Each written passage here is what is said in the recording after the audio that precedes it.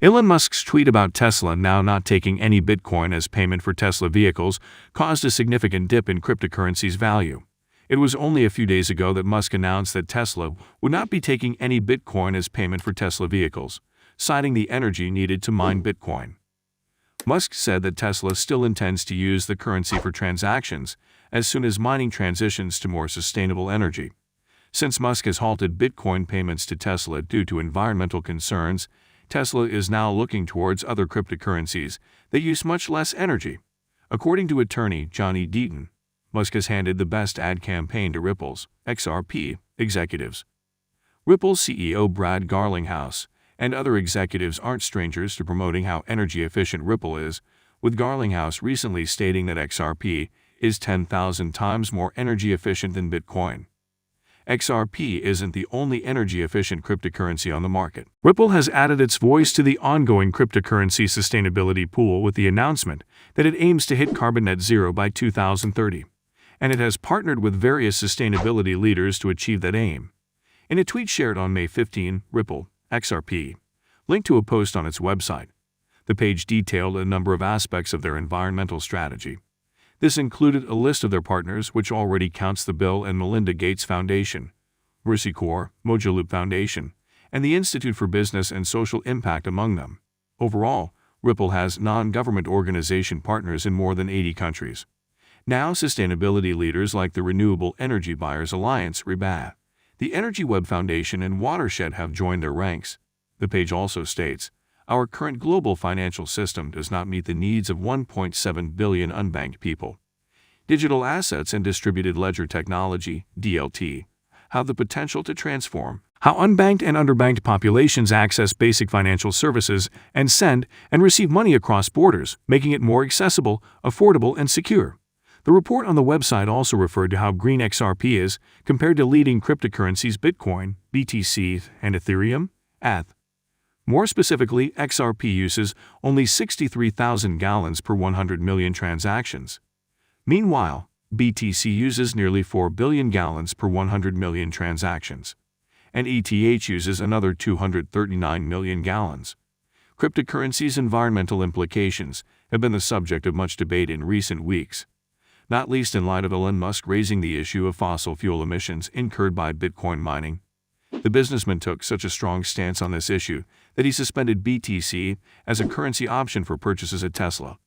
This decision prompted a swift decline in BTC price, falling below the $50,000 threshold. Even so, Musk's decision was not met without criticism. Tim Draper, for one, made the point that the present banking system caused its share of environmental issues. The global investor suggested that by Musk's philosophy, he should stop accepting purchases in fiat currency as well. Meanwhile, other nations are putting other measures in place to protect the environment against BTC mining. On May 15, reports stated that the Iranian authorities would enforce fines to anyone caught mining off household electricity. It's an eventful time for Ripple at the moment, as a pending lawsuit against the U.S. Securities and Exchange Commission, SEC, continues. The next major event in the case is due to take place on May 17, primarily surrounding John E. Deaton's motion to intervene. Deaton is scheduled to reply to Ripple and the SEC respective positions on his motion. The SEC will also respond to Ripple's position on that motion to intervene. But it's not all bad, as on May 16, data indicated that XRP was up over 12% in a 24-hour period. XRP are currently ranked the fifth most valuable cryptocurrency by market capitalization. The bulls purchased the dip to the support line of the symmetrical triangle today, indicating buying at lower levels. The buyers will now try to propel XRP above the resistance line of the triangle. If they succeed, the XRP-US pair could pick up momentum and rally to the 52-week high at $1.96. This level may act as stiff resistance, but if the bulls can overcome it, the pair may rally to $2.68. The flat 20-day EMA, $1.43, and the RSI above 53 do not signal a clear advantage to the bulls.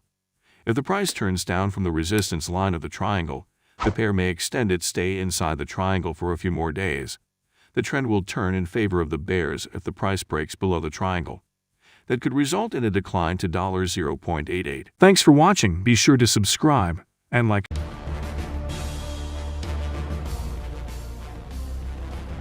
And welcome to ETF Edge, your go-to place for everything exchange-traded funds. I'm your host, Bob Pisani.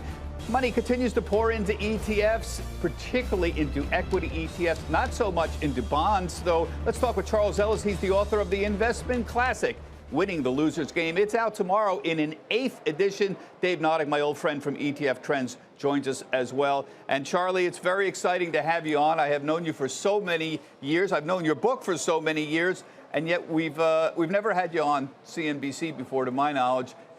I found this in my library, Charlie. This was the 1998 edition of Winning the Loser's Game, which I got when I came down here in 1997 or 98 or 99. I got it, but this is the 1998 edition, and then the 8th edition is just out. Congratulations. It's a real investment classic. It has had a lot of influence on me personally. For viewers that are not familiar with your book, Charlie, summarize the findings of the new edition for us briefly. Your key points are that the evidence for investing in indexing in particular continues to get stronger and stronger. And can you summarize that evidence for us now? Sure. You can look at it two ways. One is top down, the other is bottom up. Top down, you look and see over a reasonably long time period, 15 years, 20 years, how many active managers beat the market index that they chose for themselves and had free time to organize. The answer is somewhere between 10 and 15%, Bob. Only 10 and 15%. The ones that fall short by a great deal more than the ones that happen to win, get ahead by. So the odds are stacked against you very badly. The second thing you do is take a look at the data and work up from the specific facts. All kinds of changes have taken place in the investment management world. Now information is available to virtually every participant at exactly the same time in complete disclosure. So that's because of Bloomberg terminals. It's also because the SEC has made it a law for now a dozen years that if any investor gets any useful information for making an investment decision, that listed company is responsible for being sure they've done all they can to get that same information to everybody else. And when you make changes like that, it's no surprise that it's very hard for people to overcome cost of operations, the fees, and then, of course, for every individual investor, the taxes that are added on. Indexing doesn't have those kinds of taxes because it doesn't have that kind of turnover, and therefore, they get competitive advantage. ETFs and index. Dave, any argument with that? I mean, the data, of course, is overwhelming, as Charlie says. Yeah. Morningstar does this. S&P does it twice a year, and they've been doing it for 20 years. I don't know if we can dispute any of this at all. It seems pretty clear to me at this point, but is there some finer point we need to put on this? Yeah, I mean, just, having been a student of Mr. Ellis's book for, decades at this point, I go back to those sort of sources of active management, right? And